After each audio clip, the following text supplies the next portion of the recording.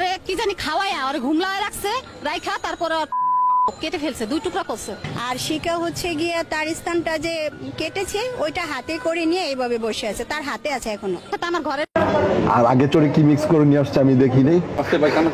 আমি কিন্তু অনেক ভালো ভালো অভিনয় নিয়ে আমি স্বপ্ন দেখছি। 22 সালের পরে আমার কোনো কন্টেন্ট নাই।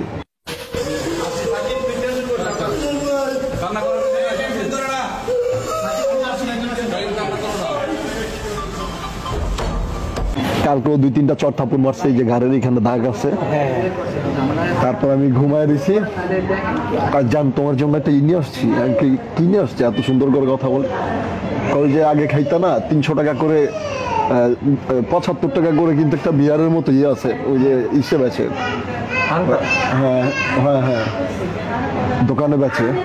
ওইটার সাথে আর লাল কি জানি মিক্স করছে। আর আগে চোরে কি মিক্স করে নিয়ে আসছে আমি দেখি নাই। আমি প্রচুর ঘুম পাইছি আমার। সেই ঘুমে ঘুমে আমাকে আমার গোপন অঙ্গ কেটে সে পালাইছে। আচ্ছা, এই ঘটনাটা কটার দিকে ঘটছে? এটা সকাল ভোর 4টার দিকে। 4টায়? আচ্ছা, মানে আমি পাশের ঘরের যে আছে আমি ওনাকে বলি ভাই ধরেন, কয় ওই দিক যাও। আর ভাই আমার একটু ধরেন, রিক্সা ওটা দেন, আমি এগুলোর মধ্যে নেই। সে সবই জানে। এগুলো কি পরিকল্পিত আগে? জি জি। ইমন খান আসছিল, ইমনের ভয়তে ওরা কথা কয় না। খান মাসুদ নাকি অনেক প্রতাপশালী। খান মাসুদের ভাতিজা ইমন খান, ও আইসা আর শাওন গাজী, এই 3 জনে মিললে আমাকে মেরে ফেলার প্ল্যানিং করছে ভাই। কে কে? ইমন আর হচ্ছে শাওন আর শিখা। আমি ভাই কোন রকম জানে বাইচে আসছি।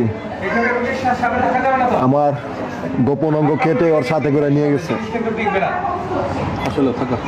আচ্ছা, যাই হোক, এখন আপনি কি বিচার চান? আমার জন্য সবাই দোয়া করবেন।